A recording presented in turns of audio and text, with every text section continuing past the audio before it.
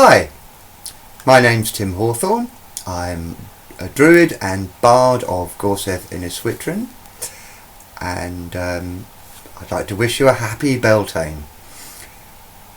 Glastonbury has become a popular destination for May Day revellers over recent years. Unfortunately this year, due to lockdown conditions of course, many of us have been erecting maypoles in our back gardens and celebrating at home, just like we used to do before paganism became fashionable. As you can see, the spring daffodils and other bulbs have had their day and are giving way in my rather messy herbaceous border to the summer flowers. I've got poppies, bugle, foxgloves, poached egg and cornflowers coming to replace them.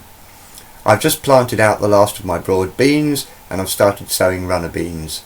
I've potted up my brassicas ready to go out next month and harvested the winter leeks. Everything has just gone on a massive growth spurt and we're pretty much out of the danger of frost now. It's the busiest time in the garden and the allotment leading up to the summer solstice. It's time to plant out for the main harvest of the year and get the weeds under control.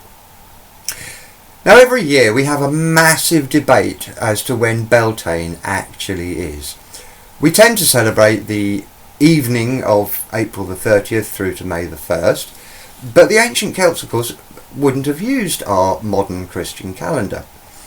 So how was the date of Beltain calculated? Well, Beltain and Samhain are the oldest Irish divisions of the year. These were the times when the cattle were moved between the summer and winter pastures.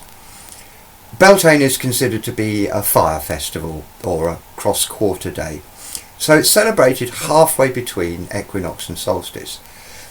There are 93 days between spring equinox and summer solstice. You can count them if you like. So the solar cross-quarter should fall around 47 days after equinox, which will be around the 6th of May. The Sun crosses the 45 degree mark on the ecliptic somewhere around the 5th, due to the slight eccentricity of Earth's orbit. We like eccentricity.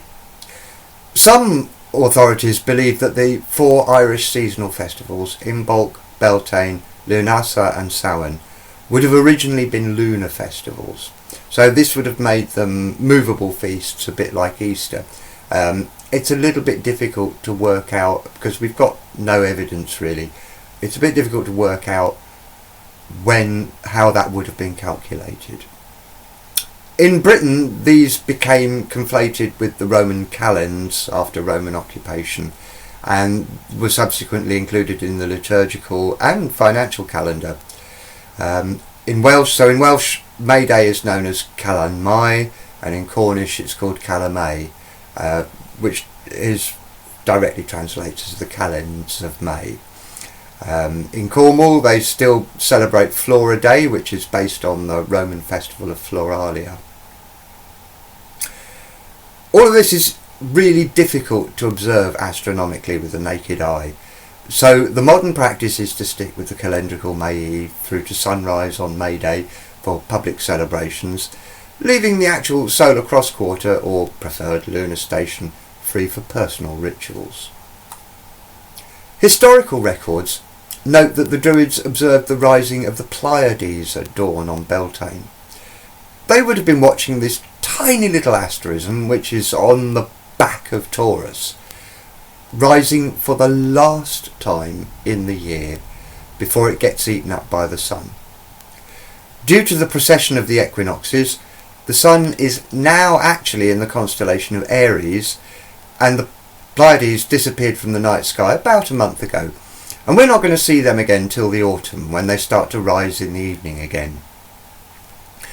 Orion, the Winter King, has disappeared from view along with Taurus and the Pleiades, and his place has been taken by Hercules, the ruler of the region of the summer stars, who will stay in the sky until Samhain. This year the moon is in its first quarter on May the 1st and will be full in astrological Scorpio on May the 7th, opposite astrological Taurus. I've talked about this in my previous video.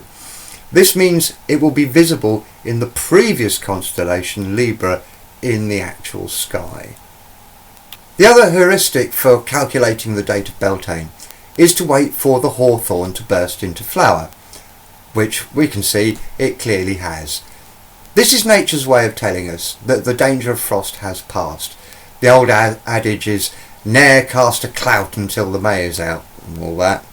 A clout, incidentally, is a single piece of clothing. It's the singular form of clothes. There are various superstitions attached to the hawthorn. Uprooting the tree was considered to be unlucky, as was bringing the flowers indoors, because it was thought that the smell of hawthorn flowers was too similar to the smell of a dead body, so it was associated with the smell of death. Hawthorn boughs, flowers and greenery were collected the previous night and would have been left outside neighbours' doors to bring luck to the household, or fastened to the outside of barns to ward off evil and ensure a good milk supply over the summer. This was all supposed to be done before midnight, and may have been accompanied by other sorts of mischief and practical jokes. So different sprays were sometimes chosen for the job, if its name rhymed with whatever was considered to be the most outstanding character or quality of the householder they visited. For example, pear for fair, or thorn for scorn. In Ireland they like to use yellow flowers, which are particularly broom flowers.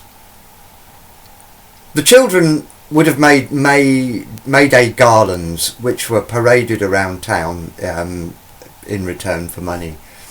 And then a maypole, which was usually made from the trunk of a birch tree, would have been set up on the village green and decorated with flowers. The villagers then danced and sang around the maypole, accompanied by a piper. This actually might be a slightly more modern tradition, taken from European tradition. Traditionally, especially in Ireland, bonfires were lit to mark the coming of summer and to grant luck to people and livestock who were often driven through. They'd light two bonfires and drive the cattle between to bless the cattle. Basically, it's all about ensuring the health, fertility and prosperity for the community for the coming year. So I'm going to be taking a little break from posting songs for a bit. I've done quite a lot of them.